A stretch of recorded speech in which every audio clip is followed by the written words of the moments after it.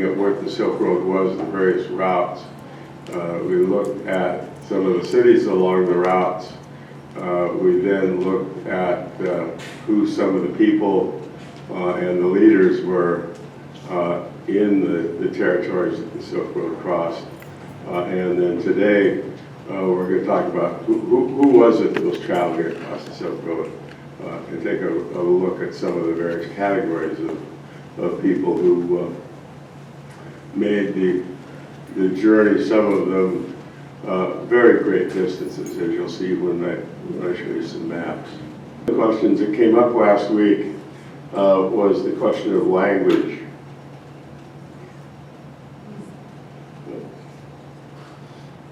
And it still remains a question.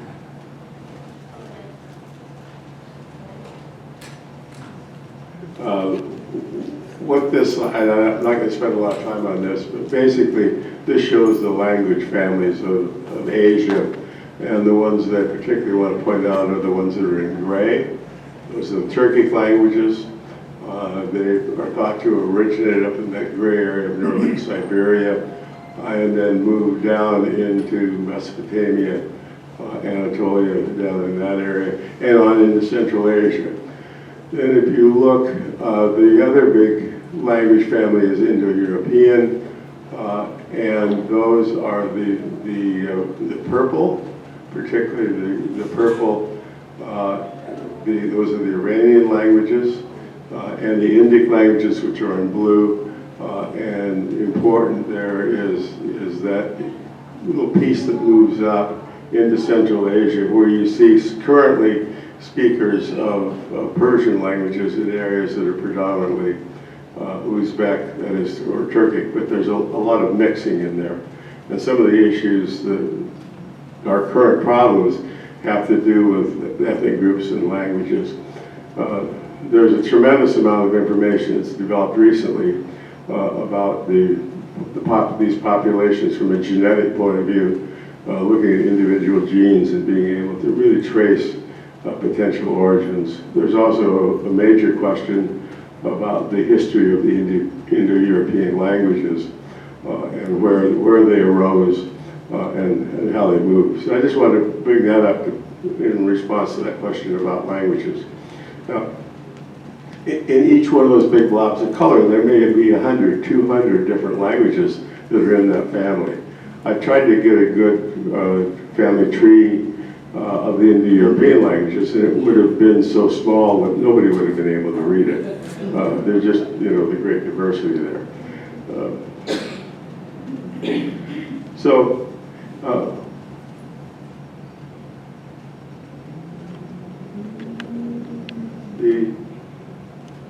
The first people I want to talk about are the ones that the Silk Road was named after, and those are traders and merchants.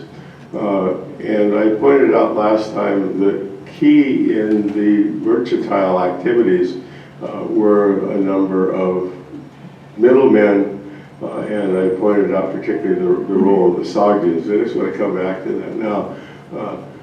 They moved from Central Asia into Western China, established outposts there, and then all the way into Xi'an. Their homeland was around what is now currently Uzbekistan, in Samarkand. This is a sculpture of a Sogdian merchant on his camel. Remember that the camels here are the Bactrian camels, that is the two-hump camels, and you can see this is a depiction of a Sogdian merchant.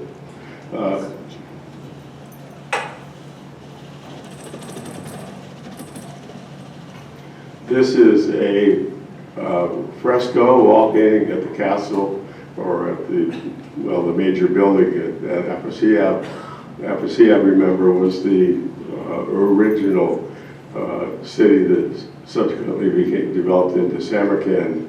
They're in Uzbekistan, and you can see that this is a depiction on the wall there of a number of merchants, and with a number of different ethnicities.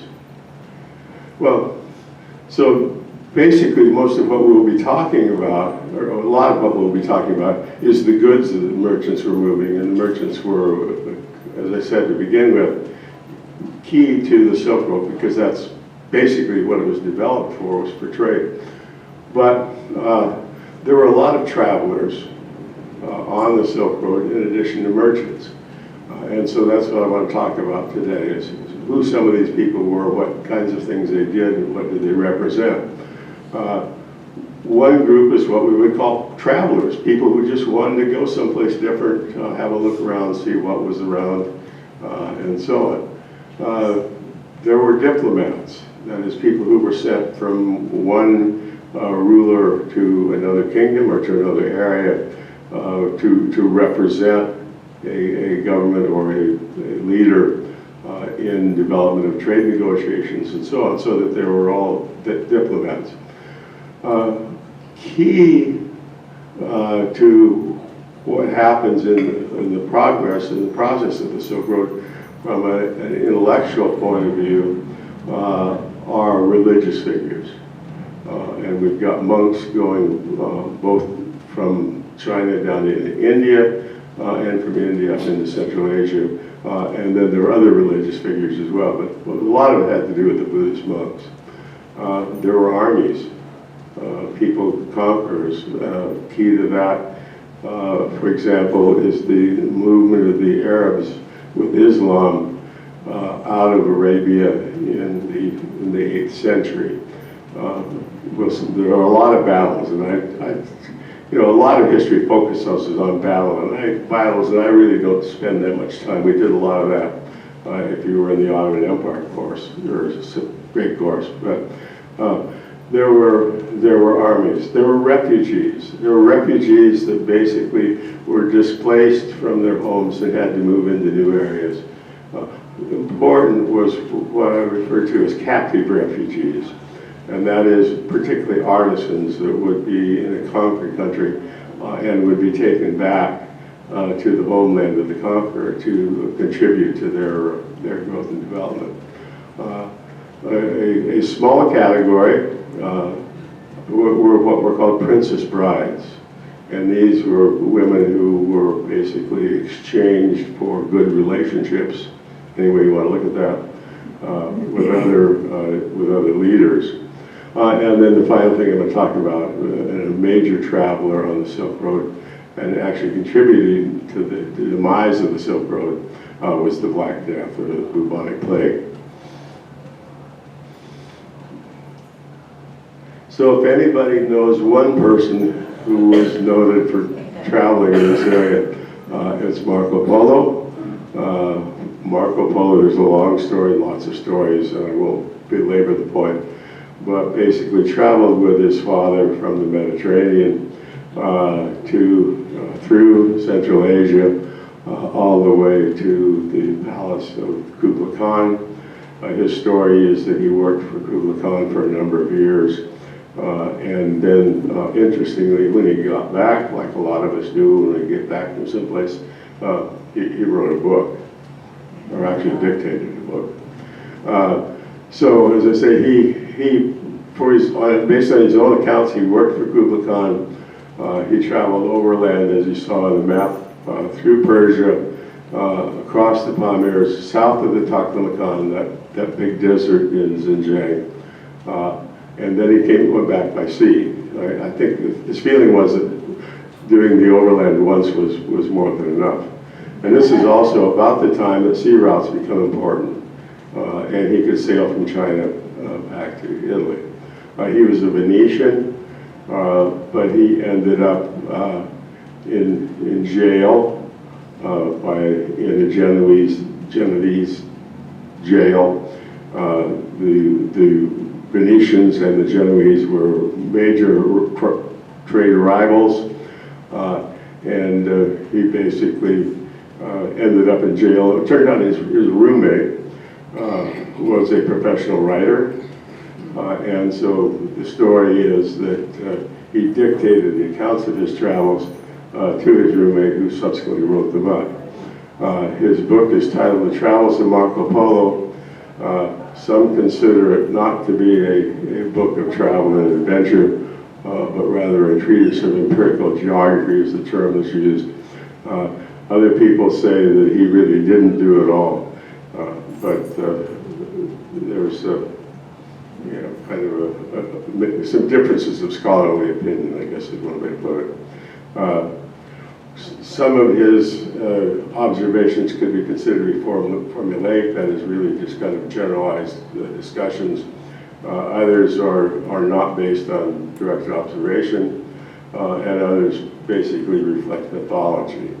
A lot of his observations are considered to be precise and verifiable. Others are unique but likely accurate.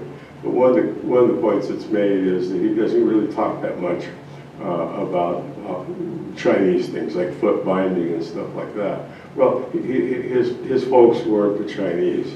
His folks were the Mongols. And Kublai Khan was the head of the Mongols. That's who Marco Polo worked for and hung out with. And also with the Muslim merchant community. The Islamic religion had moved in, and there were a lot of Muslim travelers who had gone into Central Asia and up into what is now Mongolia. And so he didn't talk about the things that were kind of obvious in Chinese culture and society. So we see lots of pictures of caravans of Marco Polo. This is just an artist rendition from probably about the 15th century that shows his voyage, or not his voyage, but his trip. This slide shows his routes, and you can see the overland route going through Persia, then across Central Asia, into Yarkand. You can see on the map there is at the lower edge of the Taklamakan, Khan. That's that southern route.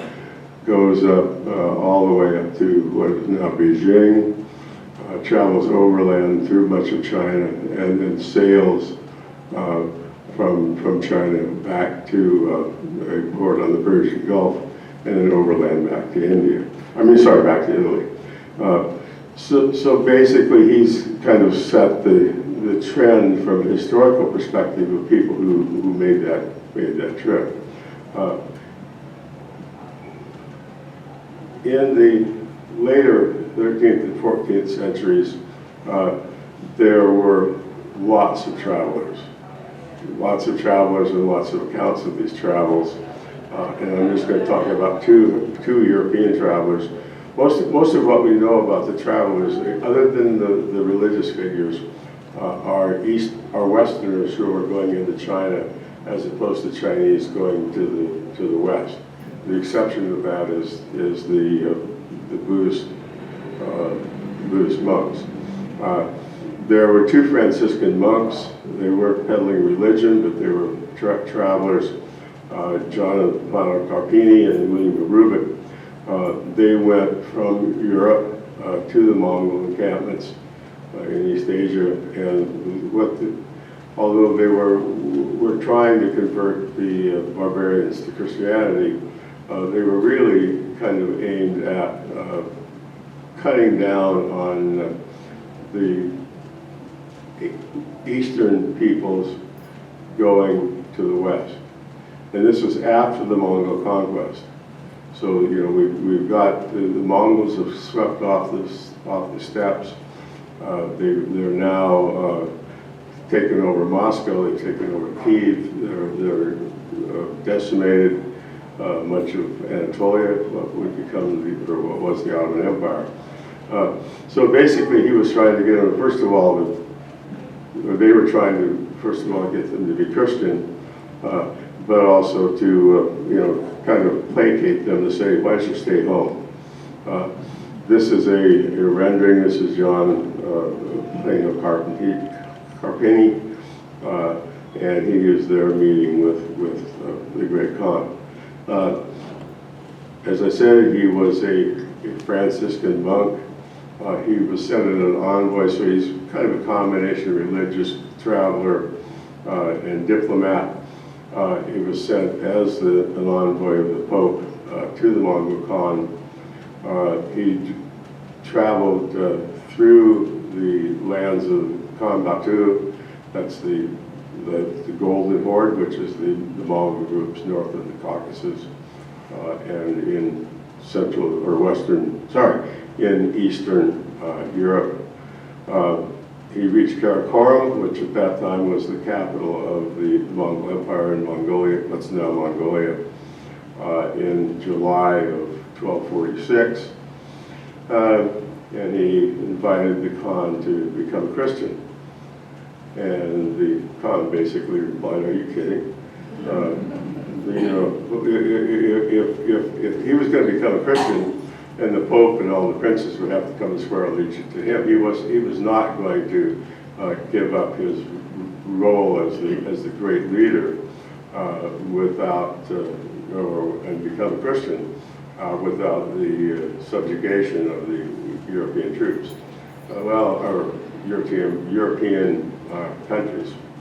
So that didn't work, basically.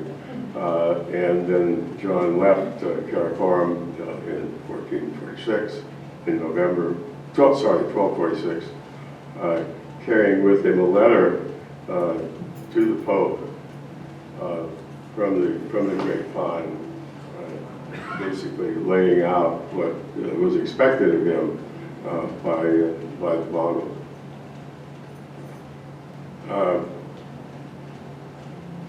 Well, when he got back, he wrote a book called The History of the Mongols, and that was really the first direct, authentic description of Asian populations. It's considered to be perceptive and contains very detailed accounts of how the Mongols were living in the 13th century. There's very extensive discussions or descriptions of the Mongol way of life, including information about their felt-covered huts, what are called yurts, or in Mongolia referred to as gurs. The fact that they wore leather clothes, they had most of them had one outfit that they wore every day, every night for a long time, so they were thought to be quite fragrant. And he also noted in his book the fact that they really loved kumis. Kumis is fermented mare's milk. I pointed out that when I was in Kazakhstan, I had an opportunity to try it, but passed it up. This map shows John's route, and basically you can see he went south of the Taklamakan, crossed the Gobi, and then ended up at Karakorum, which is now there in Mongolia.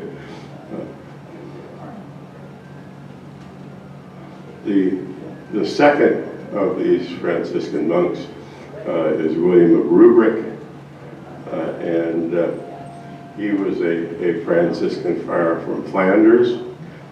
He traveled through the Black Sea, again through the territories of the Golden Horde, and to the court of the Great Khan Mongi at Karakorum.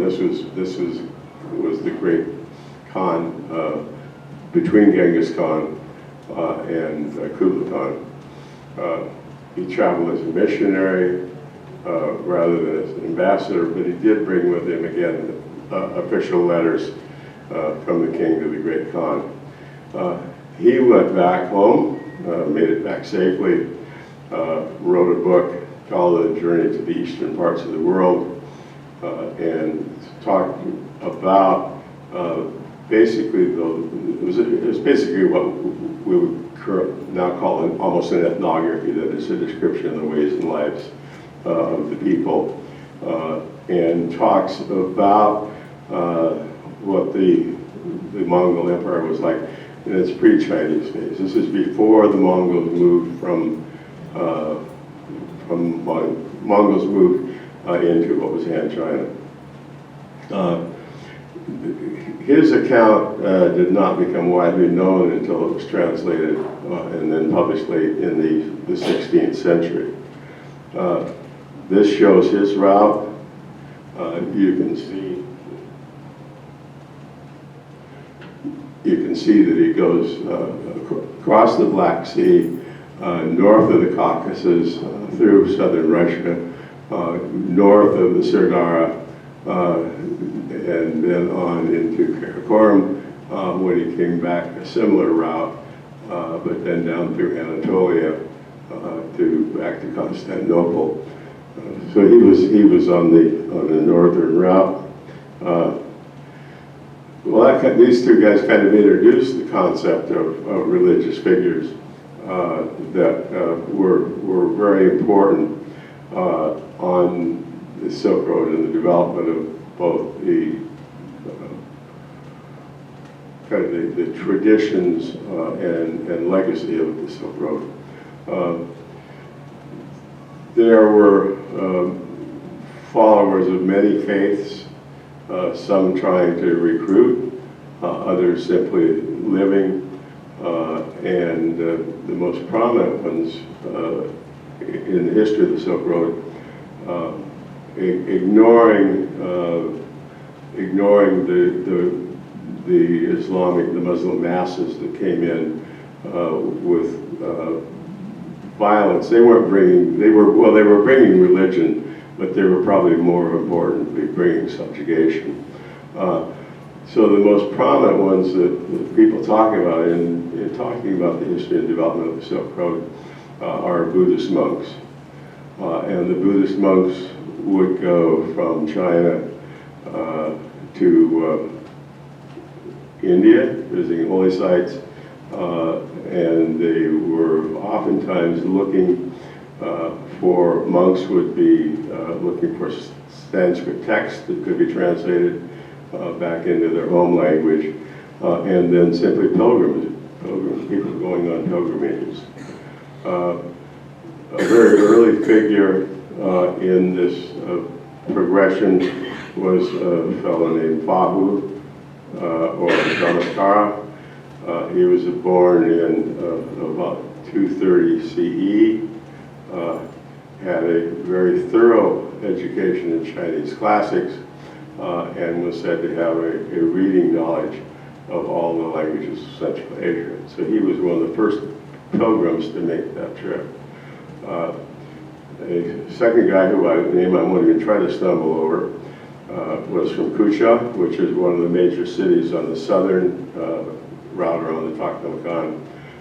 Went with his mother back to India, and he returned becoming a very well-respected Buddhist figure, who was then transported from Kucha to Xi'an by a Chinese general. That was in 382 CE. And there he directed a translation bureau of several thousand monks. So they were basically transcribing Buddhist texts in Sanskrit into Chinese.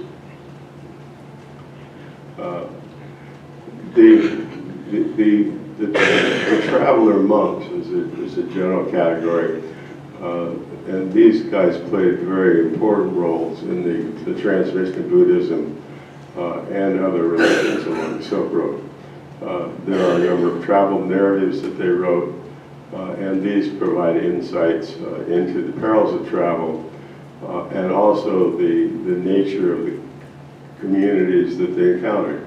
So they would basically go from one Buddhist community to another, spend some time, learn how they lived, pick up some scripts perhaps, and then go on.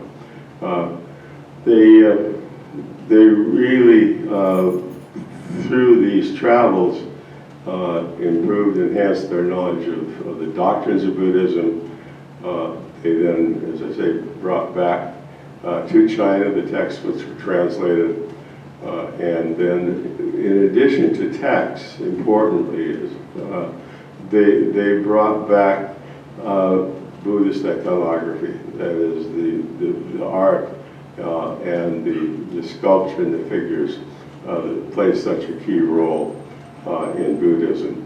They brought back paintings, they brought back statues, and then these became the basis for a lot of the art that we see that will be developing in what is now Western China, but particularly The center for this was Dunhuang, which I talked about as a major artistic center in what's now Xinjiang. This figure shows a traveling monk with a backpack full of scrolls on his way back from India to have these translated.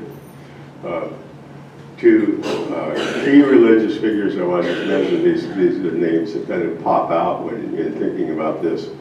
Was a guy named Faxian who went to India. He went in 399. He went with a large group of monks, and basically what they were trying to do was to visit holy sites and then collect more information, vinyasa, or rules of monastic life, that they could then transport with them back to China. I'll show you in a minute, took him a long time. His route was quite arduous, and then he returned to China by sea in 1413. Sorry, I'm having trouble with numbers today. 413, leave out the millennium.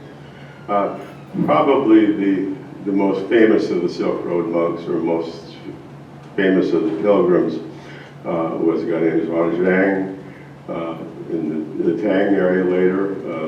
He lived from 602 to 664. He traveled along the North Silk Road to Tashkent and Samarkand, then down into Kashmir, around India, back to China on the Southern Silk Road. So I'm going to provide a little more detail about both of these guys. Pikshan was considered to be the first recorded Chinese Buddhist who went to India. He left Xi'an in 399 to seek enlightenment. He traveled from Dunhuang on the southern term route, and he was the first known traveler to cross through the Taklamakan from Wu to Khotan. That's basically the heart of the Taklamakan. He then crossed the Himalayas into Gandhara, Peshawar, and then on into India. He visited a lot of priests, he visited shrines, he visited monasteries, all in this attempt to get closer to the home of Buddhism and to get enlightenment. He traveled for 12 years, and then he returned to China by sea, and then went to Nanking, and wrote his memoirs, and then talked about others, or informed others about what he had learned about Buddhism in this trip. This is a statue of him, and then you can see the map on your right. The red line shows him going from Dunhuang up to the north of the Taklamakan, crossing the Taklamakan, and then going down through the mountains, through Pakistan, through Afghanistan, Pakistan, then into India, and then, as I said, he went back to China by sea, because for him doing this once by land was more than enough. Well, that's not the case with Xinjiang. He's probably the most famous of all of the Buddhist pilgrims. He traveled in the early 7th century during the Tang Empire. He was a Buddhist. He was a Buddhist missionary who basically traveled from China to India and brought back, again, many documents that showed the traveling monk with the backpack of scrolls. And then he and other Chinese individuals were important in translating these documents in languages such as Sanskrit, but also Sogdian and others, but primarily Sanskrit and the Chinese. He traveled with a caravan. I should have made that explicit. Most of these guys weren't hitchhiking going along. They may have been hitchhiking, but they were not traveling alone. They would be part of a caravan. And then he traveled with this caravan along the northern Silk Road, through Turpan and then on into Central Asia and Samarkand.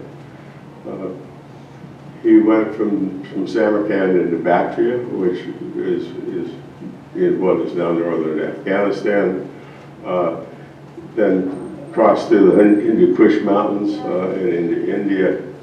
And his goal was to visit as many shrines and monasteries as possible to collect information, to learn more about the Buddhist faith. He reported in his notes seeing the giant carved Buddhas at Vinyam, which where the Taliban blew up within the last basically 25 years, I guess. And he collected thousands of the Buddhist records and manuscripts.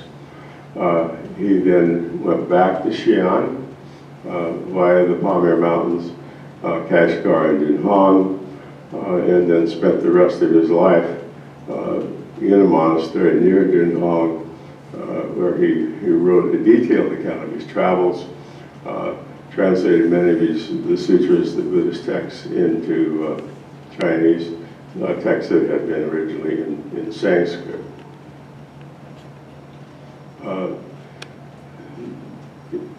This map shows his travel routes. He traveled between 629 and 645, and he said, well, one overland trip isn't enough for me. It might have been for these other guys, but I'm going to go back overland as well. So you can see this first route north of the Taklamakan, down through Kashgar, down through Samarkand, into Bactria, down into India. And then when he returned along the south edge of the Taklamakan. That's southern Silk Road.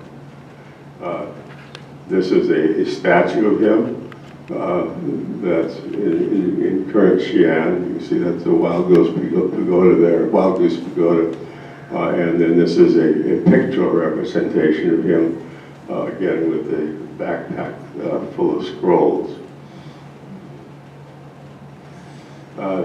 Then diplomats were important.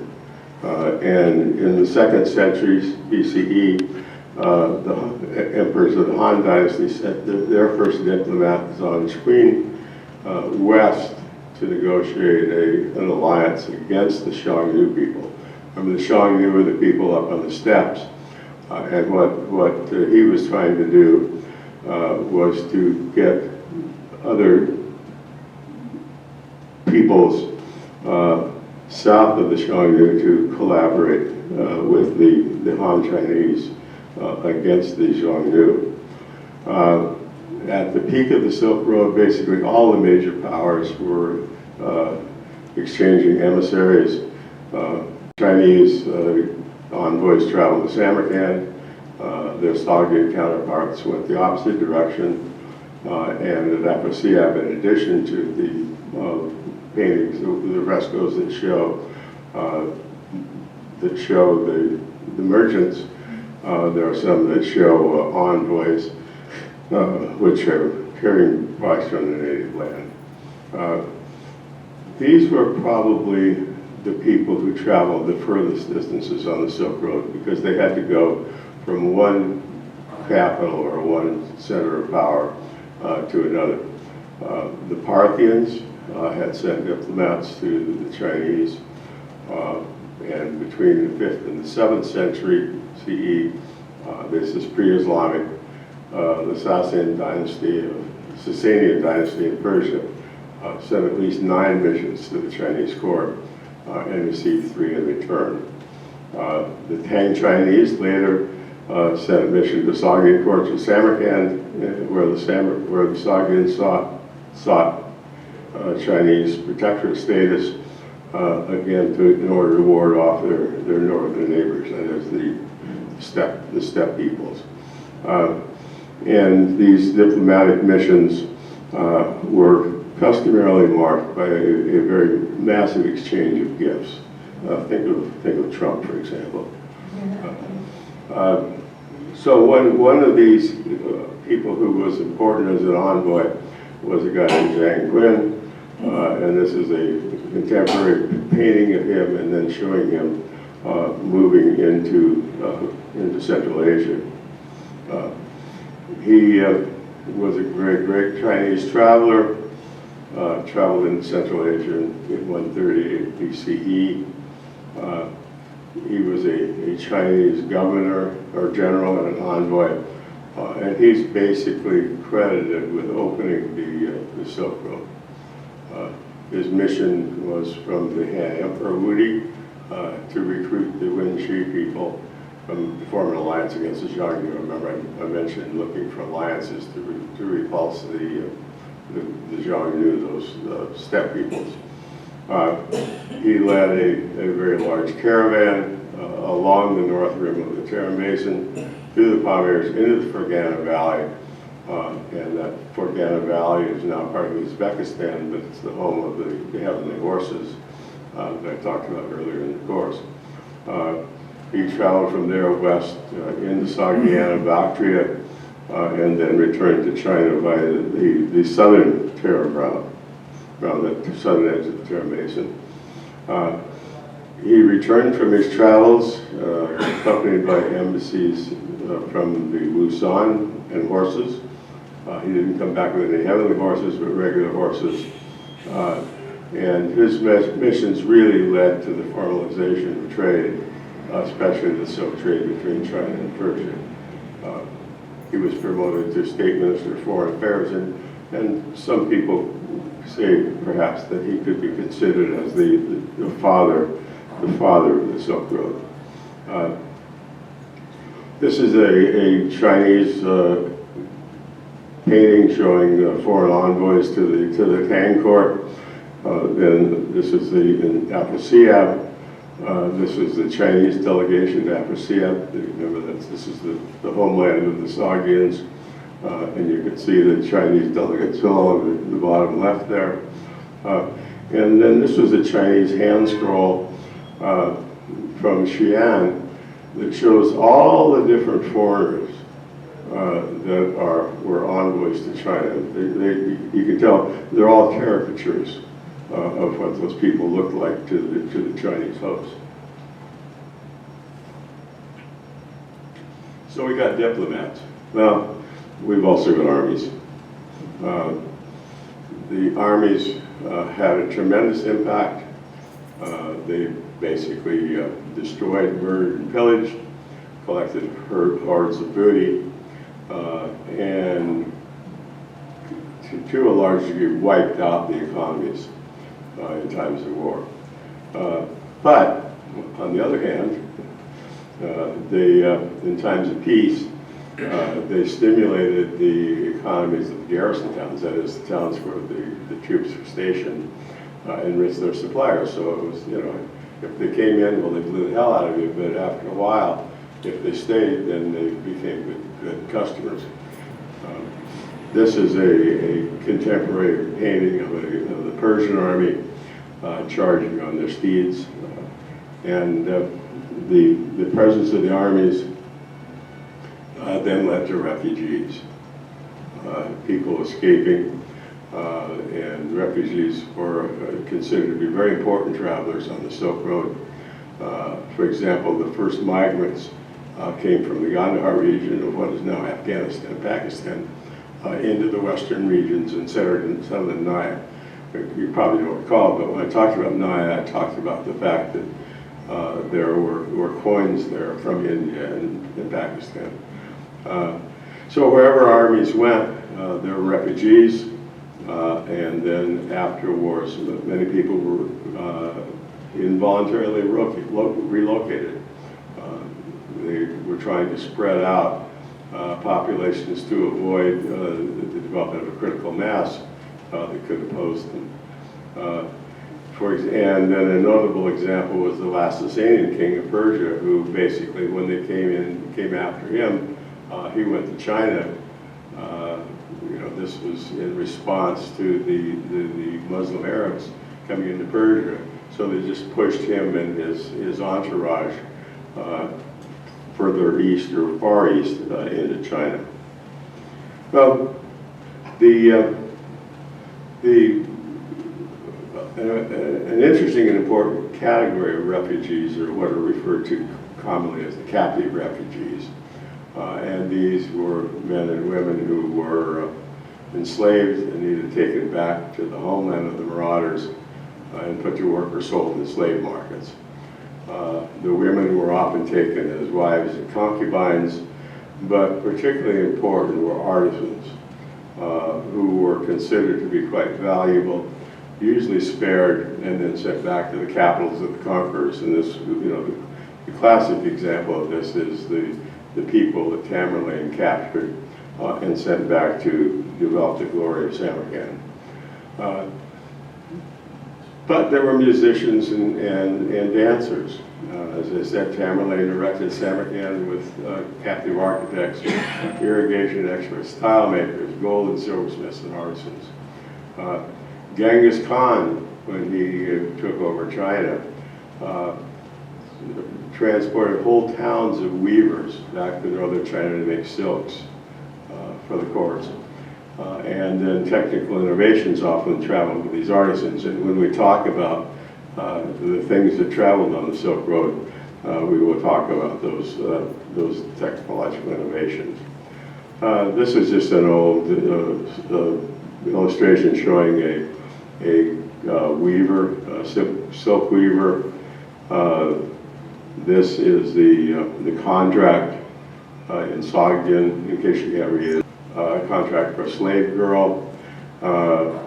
This is a well-known sculpture of musicians on a camel, complete with their instruments, on their way to a performance. And then this is a dancer. I'm not sure what that pose is, but it's kind of interesting. I'm not sure what she's really thinking about, but there she goes. That's Sogdian. So princess brides. Princess brides were basically, as I've noted before, used as diplomatic tools, and among the Chinese, they were particularly used to propitiate potential enemies among the northern nomads and to avoid defensive warfare. They basically said, I'll give you a wife or a woman, my daughter, whatever, and let's be friends. And then hostile leaders got status because they had a Chinese princess bride. One of the most famous of these was Wang Jinghu, who was pledged to the chief of the Xiongnu. Remember the Xiongnu are those nomads up there hanging out in the northern edges of China. And not only was she a princess, but she's considered to be one of the four great beauties in Chinese history, and I don't remember who the other three are. Around 1290, the Mongol ruler of Persia, that would be the Ilkhanate, sent 3 envoys to the court of Kublai Khan in Beijing to request a bride, who was then escorted back by the Polo family. So they were playing an important role. This is a Chinese ceramic, and this shows a princess bride on her way. This is Wang Jihong, and she's on her way to please a neighbor potentate. Again, looking at the fresco art in Ambrosiab, the elephant on your left is purported to be carrying a princess bride. She's part of the caravan. And then this is a reconstruction of that. That shows the bride.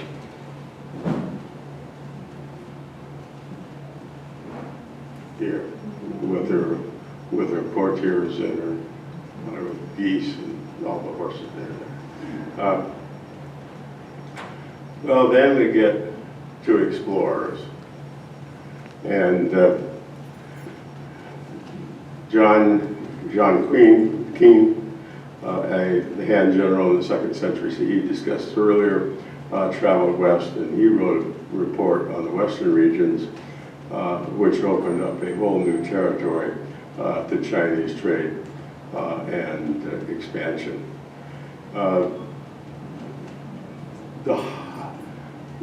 I guess the highlight, the major time of modern explorers, both military and archaeological, was in the early 19th, or late 19th and early 20th centuries. And these explorers really rekindled interest in the Silk Road. There were two key players, Sven Hedin. Where's my, I have a Swedish consultant. Sven Hedin, who was Swedish, and Mark Ahlstein, who was a Hungarian British citizen. Here's a picture of Sven. Both of these guys had very interesting travels and wrote extensively about their travels. That's him. This is him with some of his accompanying troops in his moves into exploration in Central Asia. He was a Swede. He was driven and flamboyant. He started out as a surveyor and map maker, but then became a major collector of antiquities. He made multiple expeditions into the Taklamakan and discovered several important sites there, including Lowell, which we talked about before, which were later studied by archaeologists such as Mark Ahlstein. That leads us to Mark Ahlstein. Mark Ahlstein was working for the British in India and then moved into Central Asia as an explorer, basically to some degree following the footsteps of Hedin. This shows him with his entourage, and importantly in the foreground there you see a dog. That's a terrier, that's -1. There were 4 dashes. One went after another. Everywhere he went, he took his dog with him. He was Hungarian. He was born in 1862. Went to India in 1887, and then traveled. He was an explorer, surveyor. Traveled to Central Asia in 1900, and then worked in the area around Khotan. The 2 key sites that I mentioned earlier, Nia and Lowell. He's best known for his discoveries at the Thousand Buddha Caves, that was in Mogul Caves in Yuzhong in 1907. Published numerous books and reports on his travels and excavations. He basically was following in the footsteps of Alexander the Great, who had carried out excavations in Persia. He died in Kabul in 1943. He is buried there.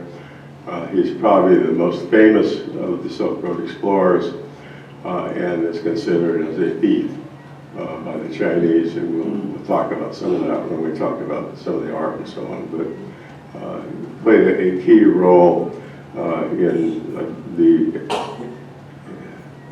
the extraction of major items from China, and I'll just leave it at that. So the last traveler I want to talk about is one that was clearly uninvited, and that's the Black Death.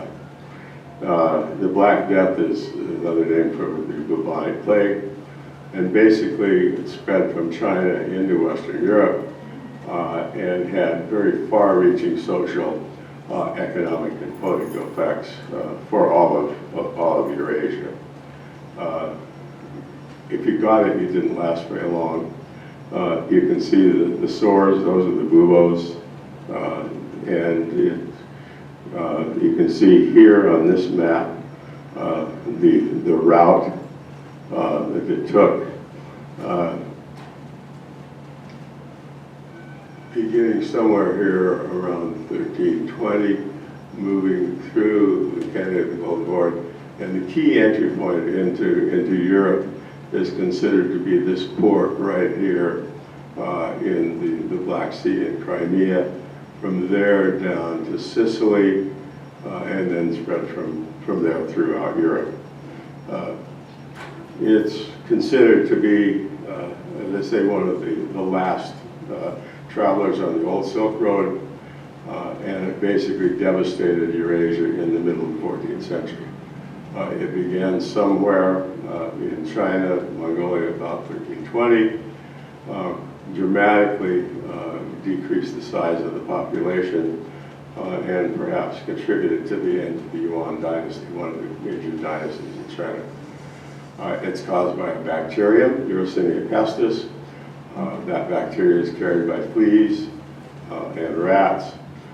Basically, it's spread with the fleas and the rats, along with armies and traders along the Silk Road. Caravanserais, normally as a place to store your goods and have a sleepover, were also effective centers for transmission between fleas that would be carried by one group of people and the rats that were indigenous to the caravanserai, and then transmitted on to other people. It's bloodborne and transmitted through a flea bite. The major cities of Central Asia are estimated to have lost somewhere between 40 and 70% of their populations. It rapidly reached the Mediterranean and Europe, where as much as 1/3 of the population died in the late 1340s. And there are many books written about the plague, its manifestations and its effects on society, related to the incredibly high death rate. The bodies would just lie in the streets. Nobody was there to dispose of the bodies. Person-to-person transmission wasn't particularly important. It was basically the flea that was the transmission organ. Just to close, there's a recent book on the history of the Silk Road by a guy named Peter Frank Hogan. And he talks about the economic impact of the Black Death in Europe. And his major thesis is, with depopulation, labor becomes more valuable. You know, you've got to have somebody to work your fields. You may lose all your serfs or whatever, but you're going to have to you begin to get the beginnings of wage labor. Because if you want somebody to work for you, you got to pay them. In addition, it would reduce rents because you've got all these empty houses where people have died.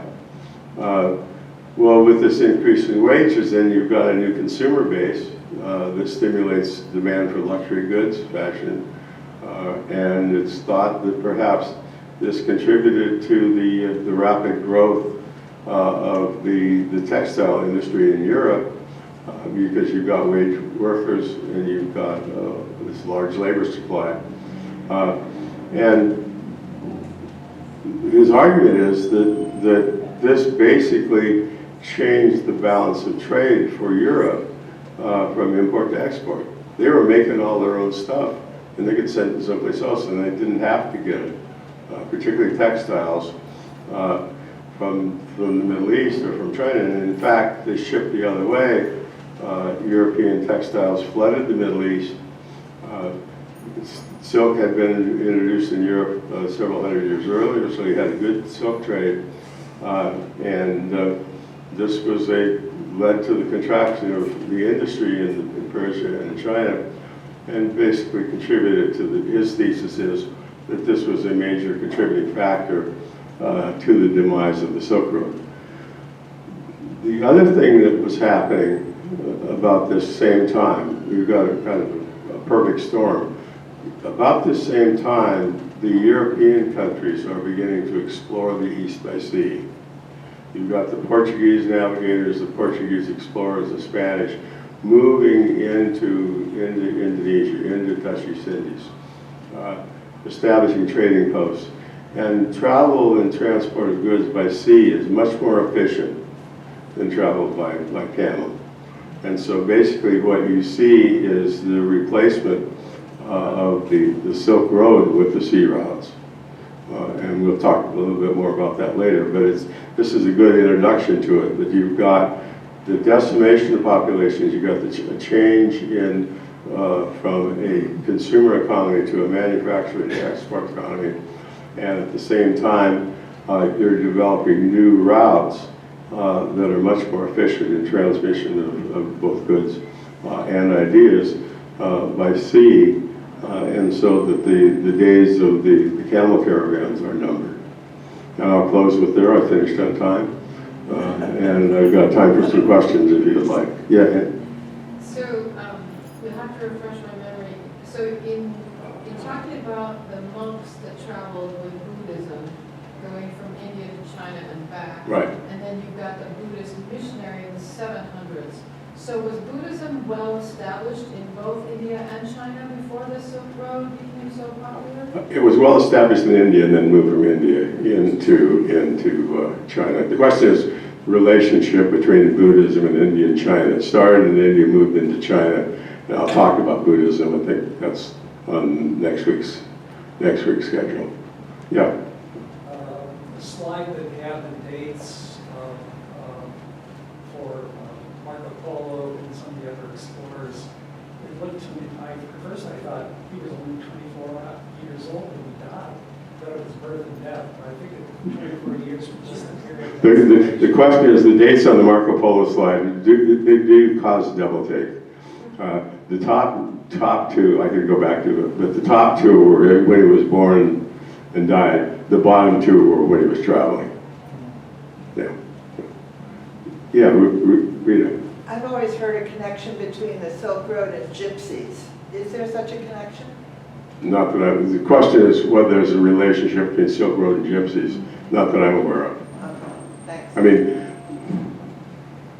the Roma people are thought to have come from India, but they were not traders. The Roma people have never provided a good, sound economic base for anywhere. To be kind of, perhaps charitable. Yes, Al. There's a parallel between forest management and the Black Death. If you want Sorry, some of the between what? between forest management and the Black Death. If you want some trees to do better, you get rid of the others. And is there a parallel between the Black Death and the beginning of the Renaissance? Is there a parallel between the Black Death and the beginning of the Renaissance? I'll have to refer that to my Renaissance scholar colleague. What do you think, Roger?